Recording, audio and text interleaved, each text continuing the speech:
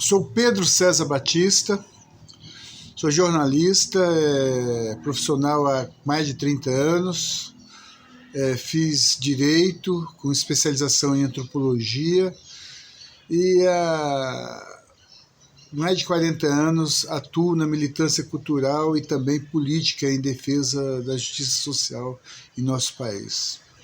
Essa minha contribuição aqui eu acho necessária, importante, e espero poder reforçar o debate sobre resistência e cultura. Eu pontuei 3 itens fundamentais, né? O primeiro, a cultura como controle social, né? Eu quero partir do pensamento de Frantz Fanon, a colonização e a cultura, né? A cultura dos povos latinos, asiáticos e africanos sofreu ao longo de séculos a imposição de uma cultura baseada na moral e ética do colonizador, que impôs sua língua, sua religião, deuses, moral, hábitos e comportamentos, tudo para garantir a dominação cultural, depois que invadiram os territórios e exterminaram quem resistiu. Com as mentes controladas, foi mais fácil cooptar serviçais e garantir a dominação política e econômica, sempre garantida pela força das armas. Foram séculos impondo uma cultura alheia às tradições dos povos colonizados, dominação que ainda permanece, sustentada com uma intensa propaganda cultural, política e ideológica que busca transformar nações em apêndices dos países centrais. Os Estados Unidos da América e a União Europeia não economizam em recursos financeiros e armas para que esse controle se imponha sobre os povos dos países periféricos, como é o caso do Brasil. A ocupação do território pelo colonizador impôs uma cultura que propaga uma superioridade do ocupante, de tal forma que os povos colonizados passem muitas vezes a se sentir inferiores. Chegaram a dizer que os povos colonizados não tinham alma, eram selvagens, bárbaros, preguiçosos e insolentes. Os gregos se autodenominavam civilizados e chamavam os outros povos de bárbaros. A invasão em Troia foi cruel, destruíram uma civilização avançada, culta e pacífica. Estupraram as mulheres, mataram e saquearam as riquezas dos troianos. Ainda assim, até hoje se acredita no discurso dos gregos, que estes eram os civilizados e os troianos os bárbaros. O mesmo se reproduziu com os povos africanos, sequestrados, escravizados e roubados até hoje, com as novas formas de ocupação. Na América Latina e Caribe, dizimaram civilizações altamente desenvolvidas, destruíram as culturas originárias de milhares de povos nativos e praticaram um genocídio, estimado em mais de 70 milhões de mortos. Só no Brasil existiam mais de 1.300 povos com seus dialetos. Decorridos 522 anos, resistem cerca de 250 idiomas, com pouco mais de 300 etnias. Quem são os violentos? Quem são os perversos? Vale o conceito de bárbaros para os povos atacados, escravizados e roubados, alguns inclusive dizimados? Os bárbaros resistiram culturalmente e organizados em suas tradições e hábitos, apesar de seguirem sendo atacados pelos pretensos civilizados. A uniformização de valores culturais, costumes, hábitos, moral e estética, sustentada pela indústria cultural, como mostrada por Adorno, tem sido fundamental para o controle de muitos povos. Assim, os colonizadores formam massas acríticas, as quais, mesmo empobrecidas ou miseráveis, tornam-se simpatizantes do modo de vida do ocupante, com o capitalismo e seus valores, entre eles o empreendedorismo, a meritocracia e a redução do Estado.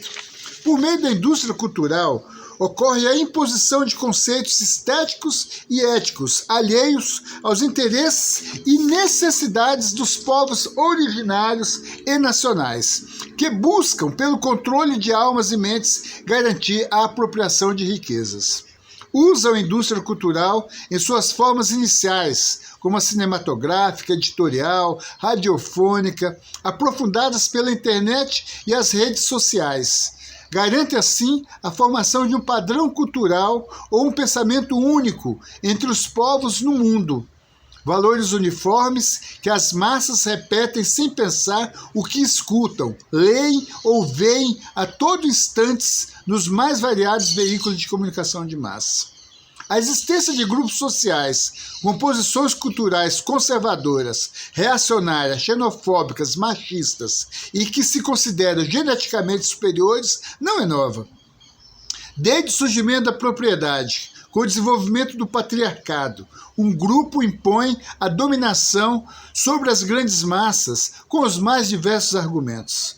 Os opressores se autopropagam melhores, mais capazes e mais fortes. Por isso possuem mérito para ser mais ricos, controlar o poder e deter mais conhecimentos. Não economizam no uso intensivo de mentiras e da violência para propagar o medo, incertezas e formar seguidores entre os pobres, que, diante da falta de conhecimento, acaba acreditando em crendices e se considerando inferiores. Sempre existiu a propagação da intolerância contra quem pensa e tem uma cultura diferente, principalmente contra quem defende ideias que enfrenta a violência imposta pelos opressores e propagam uma sociedade de igualdade e justiça social. O anticomunismo tem sido largamente usado como discurso para impor medo e enganar os pobres, que mesmo não tendo nada a perder, muito pelo contrário, somente têm a ganhar com uma sociedade igualitária, mas terminam acreditando no discurso de quem acumula riquezas e possui poder garantido com a miséria e a exploração de imensas massas de trabalhadores. O controle da comunicação e da formação cultural nas redes virtuais, chamadas redes sociais, desarticula e sabota a unidade entre os comuns, desmonta comunidades e sabota o debate sobre as ideias que difundem o sentimento comunitário, a verdadeira solidariedade, empatia e alteridade, principalmente entre os setores marginalizados e empobrecidos. As redes sociais, controladas pelos algoritmos, conforme aquilo que o provedor deseja, reforça a autopropaganda e autopromoção, alimenta a ideia de superioridade e competição por meio de imagens pessoais, riquezas, itens de consumo e a quantidade de seguidores. Propaga valores de consumo e a negação das conquistas históricas obtidas pelos oprimidos. A cultura dos mais ricos e poderosos se torna modelo para os mais necessitados, que se degradiam entre si, como pensado e programado pelos donos das riquezas. O controle das comunicações nas redes, por meia dúzia de bilionários, manipula o acesso às informações e o debate sobre as ações de resistência popular e comunitária. Controle fortalecido com os recursos tecnológicos que avançam e se popularizam, direcionados pelo algoritmo a grupos sociais bem definidos. As redes sociais têm levado à desagregação da sociedade, especialmente enquanto classes sociais, com a formação de grupos mais estratificados, direcionados a partir de gostos por consumo, hábitos, costumes e identidades, mantendo a separação e divisão entre os setores empobrecidos e explorados pelos donos do capital. O número cada vez mais reduzido de pessoas multimilionárias. O imperialismo, denominação para a atual fase do sistema capitalista, em que um punhado de ricos controla todas as áreas da indústria, bancos, terras, serviços e tecnologia, inclusive impondo governos que transformam nações em seções de transnacionais, utiliza a tecnologia em suas mais diversas formas para uniformizar o pensamento humano e formar imensas massas de consumidores, o grande objetivo. Fortalece concepções ideológicas e políticas que neguem o processo de desenvolvimento histórico das sociedades e as transformações sociais. Propaga concepções fundamentalistas, difunde o consumo como um verdadeiro Deus, capaz de dar status social, especialmente com o consumo do que não é necessário para a satisfação humana, mas que alimenta uma falsa felicidade, provocando a competição entre grupos e identidades sociais. O imperialismo impõe em todo o planeta uma uniformidade de gostos e sonhos, sustentados pela manipulação das mentes com intenso uso das redes sociais e da indústria cultural. A história do desenvolvimento das sociedades humanas é o resultado das lutas entre as classes dominantes e oprimidas. Tudo começou com a criação da propriedade, do Estado e da família e religião. Conforme Engels deixa bem esclarecido isso em seus livros.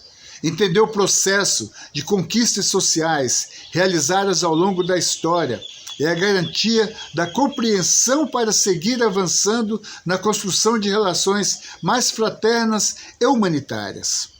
Não compreender esse processo social leva à incompreensão e alienação aos valores propagados de que nada muda, que a miséria é resultado da falta de vontade e dedicação dos pobres, a vontade dos deuses, ou que a não satisfação das necessidades é resultado da preguiça, um sadismo puro das elites contra as grandes massas empobrecidas.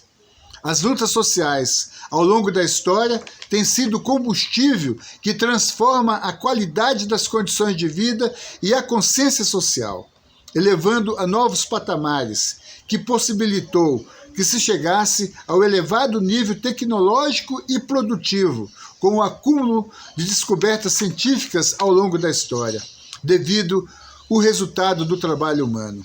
Sem entender esse processo, fruto da cultura humana, acreditar-se-á em concepções que negam o desenvolvimento social. Em Prometeu de Esquilo, Prometeu acorrentado, Esquilo nos conta que Prometeu roubou o fogo de Zeus e o entregou aos homens. Representa uma referência para quem ousa enfrentar os poderosos e se arrisca em construir uma sociedade em que o fogo, a luz e a dignidade sejam para todos. O exemplo de Prometeu sintetiza a essência da cultura de resistência e ousadia, capaz de enfrentar e superar todas as adversidades e sofrimentos para conquistar uma nova sociedade. Enganar Zeus, conquistar e distribuir o fogo para a humanidade, mostra a capacidade e a invencibilidade de conquistas que a humanidade possui. Em Espartacus, a cultura romana mostrou a força do império, que foi enfrentada pelos gladiadores liderados por Espartacus, que se uniram e tentaram derrotá-lo, os quais não mais se sujeitaram a ser motivo para a diversão da nobreza, enquanto uns matavam aos outros. Ousaram se rebelar, unir-se e lutar. Já Don Quixote, não importa o tamanho ou o poder do inimigo, nem que ele seja imaginário. Cervantes, com seu personagem Don Quixote e Sancho Panza, mostram que é possível seguir e vencer o poder. As revoluções proletárias criaram outra estética ao longo da história, as quais mostraram a força do trabalho, da união e organização dos trabalhadores, capazes de derrotar o opressor e construir um mundo de justiça, paz e felicidade na Terra. Justamente por isso, por representar a maior de todas as conquistas, sofre tantos ataques e tantas calúnias por parte dos donos da indústria cultural, especialmente a grande produção de filmes em Hollywood e a propagação nas redes sociais. A poesia, o romance, o teatro, o cinema e todas as linguagens artísticas desenvolvidas com a Revolução Bolchevique, a partir de 1917, voltaram-se para educar a sociedade na luta de classes, combater o racismo, o machismo, o patriarcado, o egoísmo e o sistema que se sustenta com estes valores, o capitalismo. A arte e a cultura elaboradas durante os processos revolucionários sintetizam a resistência cultural dos povos, mostra a disposição em enfrentar as mentiras, a intolerância e a violência do opressor e derrotá-las em todos os campos. A arte e a cultura sintetizam a luta dos povos que se libertaram e de quem segue esta busca pela dignidade humana. O anticomunismo continua sendo usado como argumento que une poderosos e é propagado entre os povos de todo o mundo para derrotar os trabalhadores e o socialismo. O comunismo, uma sociedade sem classes, uma ideia apenas, pois ainda não foi vivenciada, apenas iniciada dentro das contradições da sociedade de classes, segue sendo um sonho utópico. Ainda assim, difunde-se mentiras sobre o comunismo de forma permanente, com a propagação do medo de uma sociedade que seria a plenitude da existência humana, o paraíso aqui na Terra. Uma dura guerra cultural, em que a mentira segue sendo o principal instrumento para formar uma cultura de subalternização e subserviência aos poderosos capitalistas e seu cruel e desumano sistema, o capitalismo. Darcy Ribeiro mostra a formação do povo brasileiro, que é resultado da destruição das culturas originárias, dos povos nativos e dos africanos sequestrados e escravizados pelos colonizadores. Usaram a religião e os bandeirantes para ocupar o território brasileiro, escravizar e roubar riquezas. Praticaram o genocídio dos povos nativos e africanos, mas houve resistência em todas as formas. Os povos originários criaram os quilombos, o Iangatu para poderem se comunicar, inventaram a capoeira como forma de defesa, desenvolveram o teatro, o samba, o carnaval e resistiram com suas religiões nativas ou tradicionais. São mais de 5 séculos com a imposição de uma cultura que tenta apagar a cultura verdadeira dos povos nativos e originários. Palmares e Canudos mostraram o sonho de uma sociedade igualitária, a formação de uma comunidade plural, com o Estado e lideranças a serviço dos interesses coletivos. A cultura desenvolvida a partir dessas experiências revolucionárias, o coco, a xilogravura, a comida, a dança, a vestimenta, formas de lutas e resistência. Verdadeira cultura de resistência que o dominador precisa atacar e destruir. A inundação de Canudos, queimar terreiros, apagar a memória dos mártires do povo.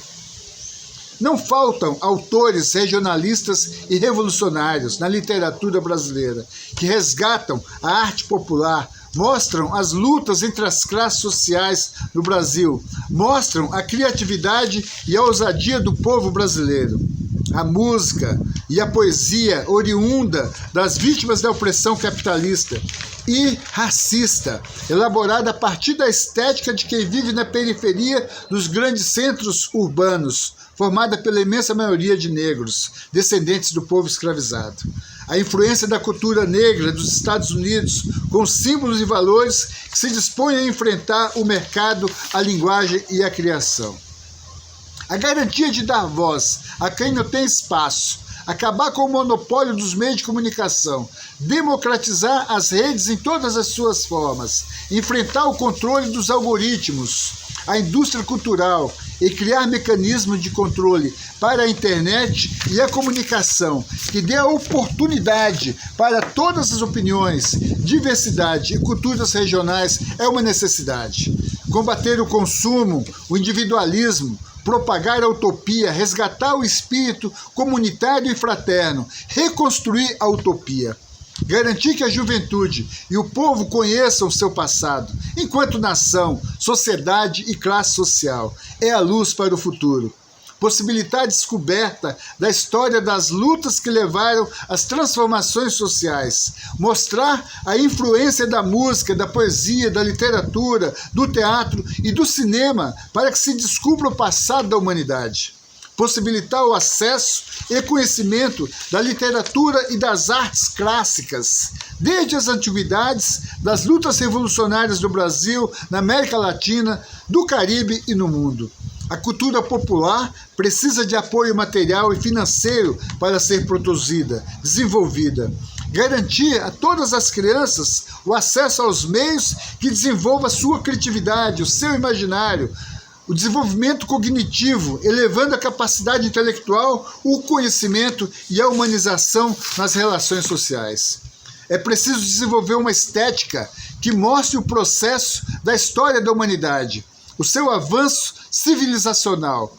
No passado, as desigualdades, as injustiças e as opressões eram muito mais cruéis. A humanidade avançou. Apesar de sempre ter existido momentos de retrocesso, como a escravidão, que durou séculos, os genocídios, o nazismo e o fascismo, que propagam a ideia de uma classe superior, o que ainda existe e é sintetizada pelos bolsonaristas que buscam manter a desinformação, o analfabetismo, a miséria e a ignorância para que sigam privilegiados. Para isso, a burguesia segue utilizando a violência e a mentira para explorar e roubar o trabalho, riquezas e manipular almas e sonhos. Tudo sustentado no discurso neoliberal do Estado mínimo e da meritocracia. O Estado democrático, a justiça social e a felicidade são conquistas das classes oprimidas, que se servem da cultura de sua história de lutas, seus sonhos e elaboram sua própria utopia para seguir avançando no processo de desenvolvimento social. A produção e criação artística devem refletir essa cultura histórica de resistência contra o opressor, escravagista, feudal e burguês. Acreditar na espécie humana e em nossa capacidade de seguir elevando a qualidade de vida e melhorando as relações humanas, rumo à plena dignidade e emancipação humana. Assim como o fogo que Prometeu roubou de Zeus e ainda nos ilumina até os dias de hoje. Isso é resistência. Preservar e manter a utopia de Zumbi, de Espartacus, de Carlos Marighella, de Olga Benário, de Rosa Luxemburgo e de todos que sonham que a cultura deve ser a livre expressão da criação humana. Isso é uma cultura de resistência. Espero que tenha contribuído para o debate. Um forte abraço a todos e todas e sigamos o exemplo de Prometeu, de Espartaco, de Zumbi e conquistemos a